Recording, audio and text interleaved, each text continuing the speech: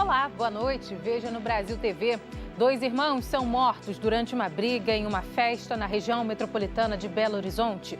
Testemunhas dizem que os tiros partiram de um policial militar.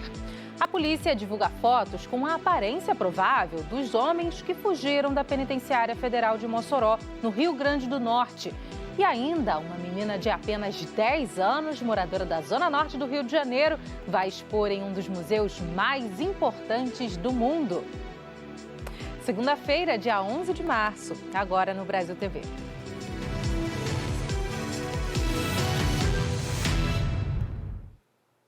A polícia investiga a morte de 2 irmãos baleados durante uma briga em uma festa na cidade de Esmeraldas, na região metropolitana de Belo Horizonte. Testemunhas afirmam que eles foram mortos por um policial militar. Hoje pela manhã, moradores atearam fogo em pneus na MG-60, caminho do povoado de São José, em Esmeraldas.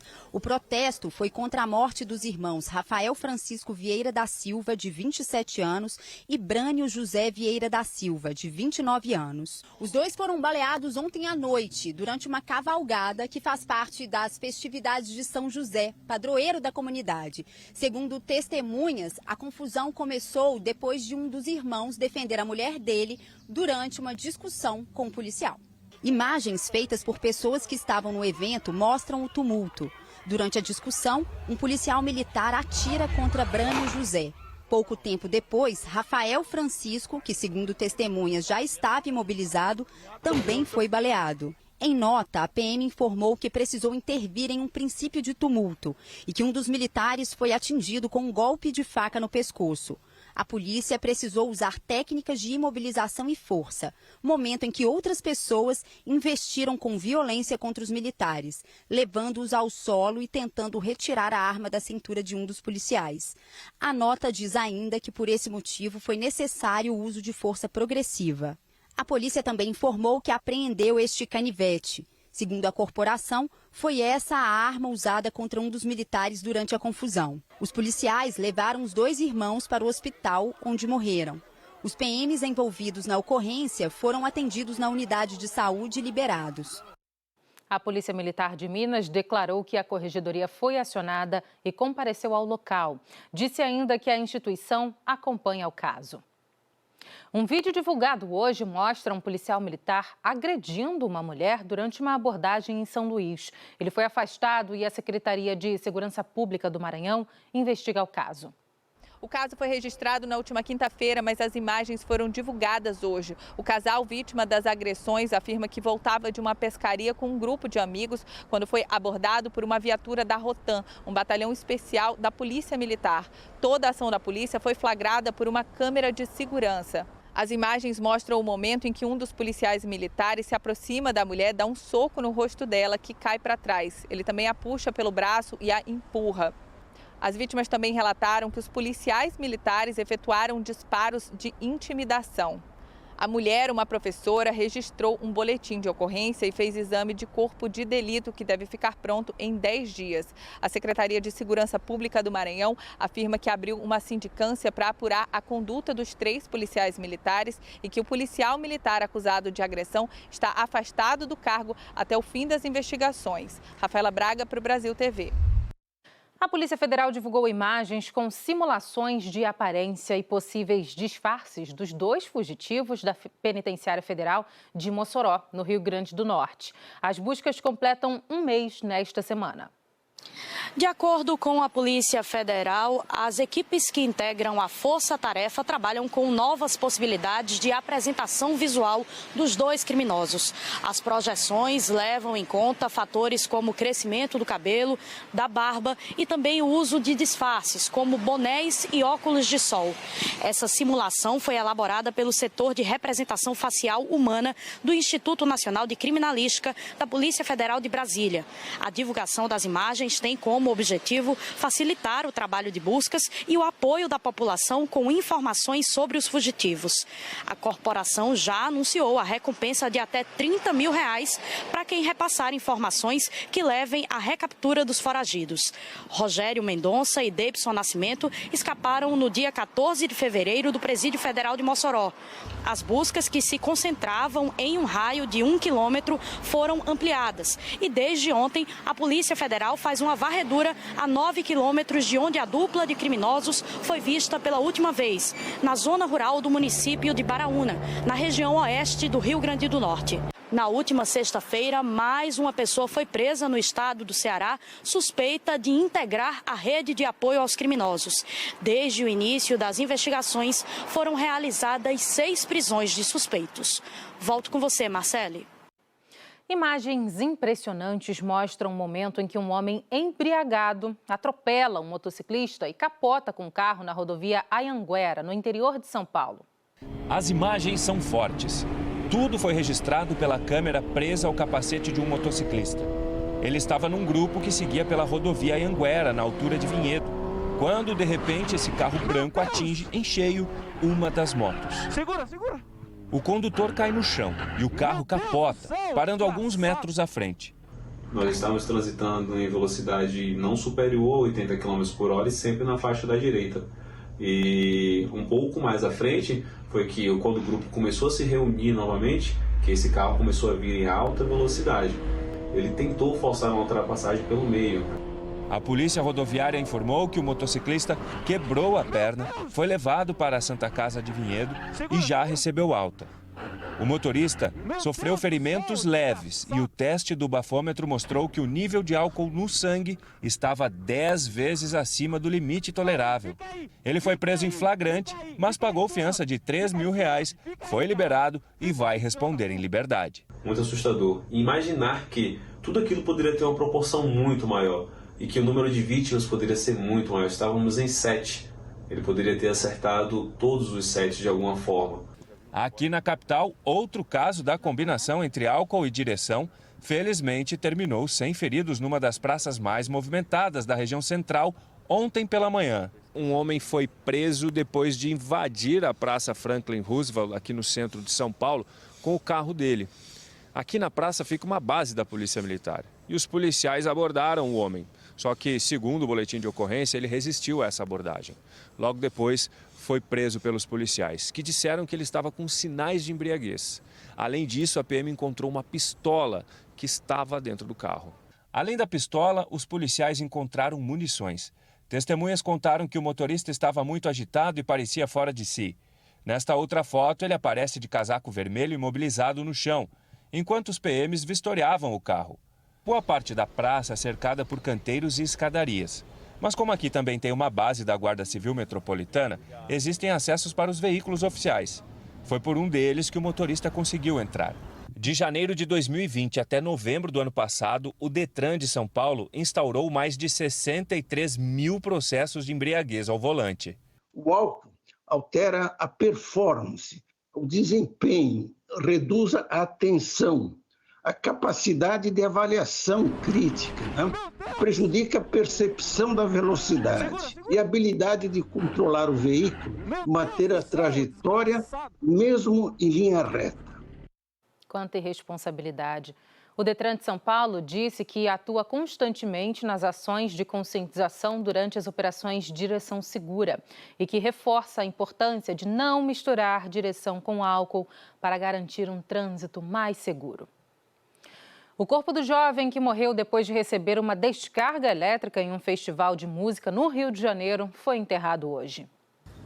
A família busca por respostas e justiça. Essa manhã, parentes e amigos se reuniram para uma despedida emocionante no cemitério municipal de Maricá. Eu quero uma resposta, porque ninguém me procurou. Ele comprou ingresso, não foi barato, para estar num show no local que deveria ser seguro. E não foi seguro. João Vinícius Ferreira Simões tinha 25 anos de idade. Era estudante de educação física e fazia estágio numa academia de Niterói. O jovem tinha ido ao Rio no sábado para assistir o festival de música I Wanna Be Tour, no Rio Centro. Ele chegou a postar fotos e vídeos do evento numa rede social. Testemunhas contaram que chovia forte e que João tomou um choque quando encostou num food truck, um caminhão que vendia lanche. Ele foi levado de ambulância para o Hospital Lourenço Jorge, na Barra, mas já chegou sem vida. Ninguém tentou ajudar a gente a sair daquele local. Todo mundo muito apreensivo, com medo de sair, também tomar uma descarga elétrica. Um descaso total, né? A área só foi isolada porque um menino que estava passando por ali pediu para isolar a área, que ele estava com medo, né? Foi uma cena muito triste, que eu nunca vou esquecer. A família registrou a morte na delegacia. A mãe de João Vinícius foi até o Rio Centro ontem pela manhã, mas só conseguiu entrar depois da chegada de policiais militares. Ela fez fotos e vídeos e flagrou muitos fios soltos na área de eventos. Não encontrou o food truck onde o filho tomou choque e ninguém da organização do festival. E parte da estrutura já tinha sido desmontada. Não tinha mais food truck nenhum, estavam desmontando o evento, não tinha ninguém lá para me dar informação nenhuma. Vários cabos no chão, a gente tirou várias fotos, que era uma perícia, para saber o que aconteceu. Nas redes sociais, a empresa do evento, a 30E, lamentou profundamente a morte do jovem e disse que está apurando o que aconteceu com as autoridades e que as primeiras informações atentam à conformidade da operação do food truck. Informou também que entrou em contato com a família. Ontem, a banda canadense Simple Plan, que foi uma das principais atrações no Rio Centro, fez uma homenagem a João Vinícius e mandou condolências para a família durante um show em Belo Horizonte. I want to send our deepest condolences, our prayers and our thoughts to his friends and family. A delegacia da Taquara está investigando a morte. Informou que, apesar de o local não ter sido preservado até a chegada da polícia, a perícia será realizada. E se for comprovado que houve prejuízo para as investigações, haverá responsabilização na forma da lei. Disse também que os organizadores do evento e outras testemunhas serão chamados para prestar depoimento. Perder um filho é uma dor que não tem tamanho. Não estou identificando o sentimento que eu estou tendo. Foi uma banalidade, uma irresponsabilidade. O Ministério da Saúde decidiu adiantar a vacinação contra a gripe em meio a um cenário de aumento da circulação de vírus respiratórios no país. No Ceará, a partir de hoje, quem faz parte dos grupos prioritários, como idosos, gestantes e professores do ensino básico e superior, pode se imunizar nos postos de saúde. Todos os postos de saúde de Fortaleza começaram hoje a vacinação contra a gripe para os grupos prioritários, que incluem idosos com mais de 60 anos, crianças entre 6 meses e menores de 6 anos de idade, gestantes, puérperas, povos indígenas, pessoas em situação de rua, pessoas privadas de liberdade, profissionais da saúde, profissionais da segurança pública e da educação, entre outros. É importante lembrar que as pessoas que já se vacinaram ano passado precisam mais uma vez voltar aos postos para tomar a vacina da gripe, porque ela foi atualizada justamente para alcançar as mutações que o vírus vem sofrendo. Então ela protege contra 3 cepas, 2 tipos de influenza A e 1 tipo de influenza B. O Ministério da Saúde este ano antecipou a distribuição das doses justamente para que os estados começassem a vacinação contra a gripe mais cedo, nas regiões Sul, Sudeste, Centro-Oeste e Nordeste, onde a circulação de vírus respiratórios já é considerada alta. Somente no Norte, por causa de questões climáticas, a vacinação contra a gripe vai acontecer no segundo semestre. Aline Oliveira para o Brasil TV. A Secretaria de Saúde do Distrito Federal anunciou que crianças e adolescentes que tomarem a vacina contra a dengue devem aguardar de 15 a 30 minutos nas unidades de saúde para observação. A medida segue uma orientação do Ministério da Saúde e pretende garantir atendimento rápido em caso de reações alérgicas. O Micael foi hoje cedo ao posto da Asa Sul com a mãe para uma consulta de rotina e aproveitou para tomar a vacina contra a dengue. Mas ele teve que ficar 15 minutos em observação antes de ser liberado para ir embora. Passou da hora, né? Não deu nenhuma reação, graças a Deus, né? Agora está sendo assim. É que a Secretaria de Saúde mudou os procedimentos de segurança para a aplicação da vacina contra a dengue. As crianças e adolescentes de 10 a 14 anos devem ficar por um período no posto em observação depois de tomarem o imunizante. São 15 minutos após o recebimento da dose e 30 minutos, ou seja, meia hora, até a liberação para quem tem histórico de reações alérgicas graves. A medida foi tomada por recomendação do Ministério da Saúde depois da notificação de 6 casos de reações alérgicas graves supostamente relacionados à vacina contra a dengue, sendo que desses 6 casos, 2 foram aqui no Distrito Federal.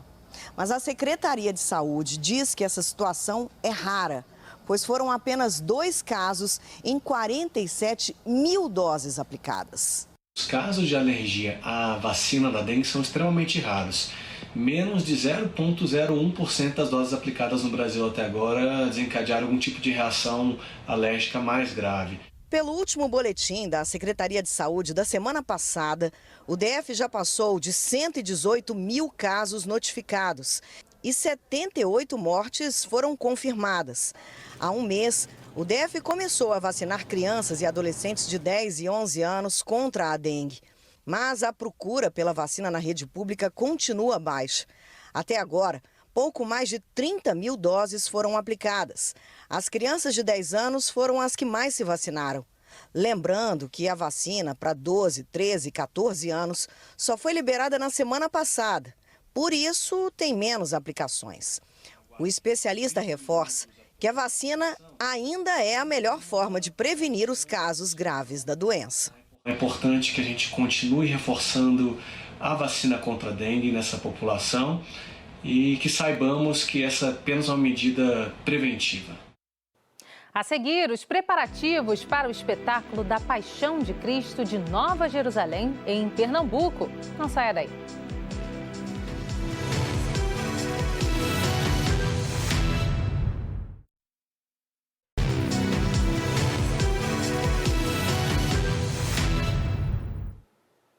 O Jardim Botânico de Brasília completou 39 anos neste fim de semana. A festa contou com uma programação especial. Todo esse verde chama a atenção de quem olha de cima, o mais puro significado do cerrado. E vai longe. Para se ter uma ideia, o Jardim Botânico é do tamanho de 36 zoológicos de Brasília, o que equivale a aproximadamente 5 mil campos de futebol. Além de uma paisagem, a área é um centro de educação ambiental e preservação da natureza. O Jardim Botânico cuida do cerrado aqui do Distrito Federal, é uma área separada para poder exclusivamente cuidar do cerrado. O aniversariante foi o Jardim Botânico, mas quem ganhou o presente foi a população que pôde desbravar as belezas naturais e aprender um pouco mais da história do local. Foram oferecidas trilhas especiais guiadas por educadores ambientais com duração de 2 horas. Quem passou por aqui se exercitou e apreciou as belezas naturais que cercam essa área do DF. A ideia dessa caminhada é realmente explorar os 5 sentidos, uma vez que às vezes o visitante vem visitar o jardim, mas não se atenta a todos os sentidos que ele pode explorar durante essa visita. O Jardim Botânico foi inaugurado em 1985. A ideia partiu de uma cultura europeia para manter coleções de plantas. Dos mais de 5 mil hectares, cerca de 4.400 são de uso restrito só para preservação. É uma experiência nova, né? Nunca tinha feito essa experiência assim, em um lugar assim, né? Aberto e perto da gente, né? Aqui em Brasília. Muitas pessoas às vezes não conhecem aqui por falta de informação ou de oportunidade de estar aqui, mas foi bem bacana, foi bem divertido. Teve quem se divertiu no balanço ou quem até abriu os braços durante a caminhada para sentir o ar puro entre as inúmeras árvores que cercam o local. Uma caminhada dessa maneira, né, a caminhada sensorial de benefício, eu acredito que assim, além de ser um benefício para o físico, né, em que a pessoa está vindo fazer uma atividade física, fazer uma caminhada ativando o corpo, também é um benefício para a mente, né, uma vez que ao visitar o jardim, contemplar de uma forma diferente, ela também acaba esquecendo, esparecendo. O público também pôde aproveitar os sabores, a cultura do artesanato e aprender mais sobre os alimentos que nascem da terra. Esse ano a gente quer colocar novos banheiros, uma reforma da portaria principal e nós vamos reformar todos os parques de madeira do Jardim Botânico também. Às vezes a gente está acostumado muito com prédios e casas e ruas e tudo mais, e conhecer assim um lugar, fazer uma trilha na natureza é algo muito bom. E olha que legal, gente, uma menina de apenas 10 anos, moradora da Zona Norte do Rio, vai expor em um dos museus mais renomados do mundo, o Louvre, em Paris. Eu sempre começo marcando o desenho que eu quero. É que nem lápis, eu vou desenhando com o carvão, é bem livre, que nem lápis. Apago com a mão, com os dedos. Agora eu vou começar a pintar.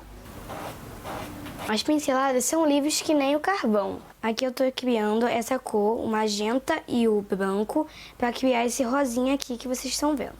Tá nascendo minha tulipa. Outras tulipas já brotaram dessas mãozinhas. E um pavão cheio de cores, 2 bailarinas, uma paisagem bucólica, a árvore amarela e pinturas abstratas.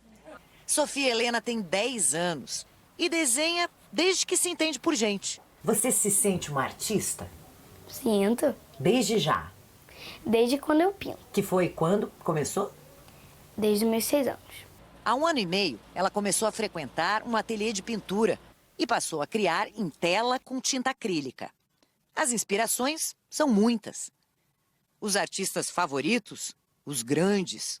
Pintou tanto e tão bem que foi selecionada para expor 2 obras no Espaço para Novos Talentos do museu mais famoso do mundo, o Carrossel do Louvre, em Paris. Foi a mãe, a Daniela, quem fez a inscrição. Ela desenhava muito e ela fazia uns traços de olhos diferentes, né? E aí chamaram minha atenção e o ponto de virada, assim, foi o dia que ela me pediu para comprar uma tela. Até então ela só desenhava. Agora a Sofia Helena tem até maio para produzir telas inéditas e 2 vão ser escolhidas para compor a exposição, que não é exclusiva para artista criança. Ela concorreu junto com um adulto. E como essa história toda começou? Foi na Escola Adventista de Jacarepaguá que o alerta para o talento da Sofia acendeu. Dentro dessa sala de aula, com a professora Débora, a Sofia tinha 6 anos. Eu estava procurando um desenho seu e olha o que eu achei. Você lembra dessa produção que você fez no dia do meu aniversário? Você retratou a professora, olha aqui você com seu lacinho. O olhar atento da professora fez a diferença, para que o olhar atento da aluna resultasse em arte. Ela chegou para minha mãe e perguntou assim, se eu poderia fazer algum curso, alguma coisa, porque desde lá eu já amava desenhar e foi aprofundando aquilo. O papel do professor vai muito além do ensino, né? Muito além do pedagógico. O professor ele deve olhar o seu aluno, né, como um ser integral, como um todo.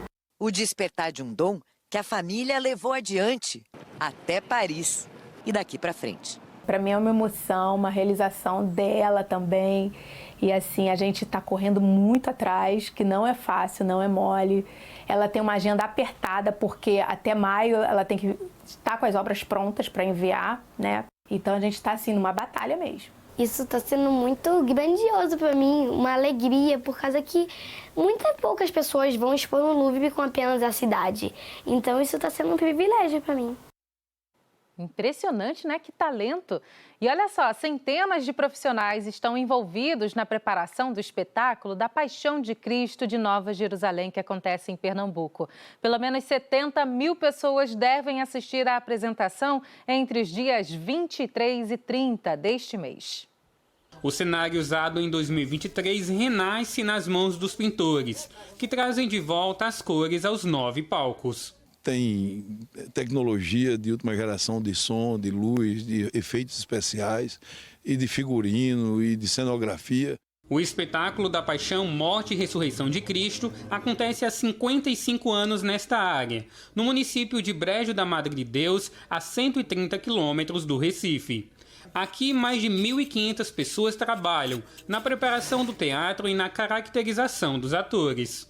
Os desenhos são a parte inicial do processo de produção dos 5.000 figurinos, que ficam guardados nesse espaço por trás de um dos cenários do espetáculo da Paixão de Cristo de Nova Jerusalém, aqui em Pernambuco. Eles dão vida aos mais de 400 figurantes e atores que fazem parte do espetáculo. Para um personagem que a gente vê sair, o nosso serviço perfeito através da costura é muito importante e também gratificante. E o melhor é o resultado.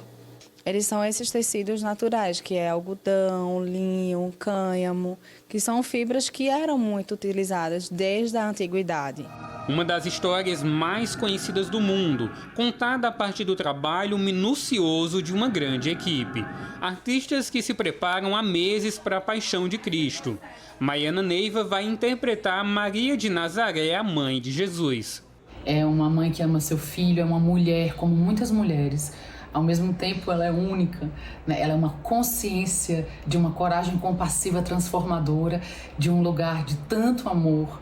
Eu confesso que estar no Teatro de Nova Jerusalém com as pessoas, os atores, os técnicos, os figurantes, as costureiras, é impressionante o campo de energia que surge naquele lugar. Assim. Eu acho que tem uma transformação que acontece na energia, né? Você chega e sai completamente diferente. Tem muito amor envolvido, a cidade toda envolvida, né, nessa peça, no contar dessa história. Você sente que as pessoas são apaixonadas por essa história e isso muda tudo. O Brasil TV fica por aqui. Outras notícias logo mais no Jornal Nacional, às 8h30 da noite, hora de Brasília. Uma ótima noite para você. Até amanhã.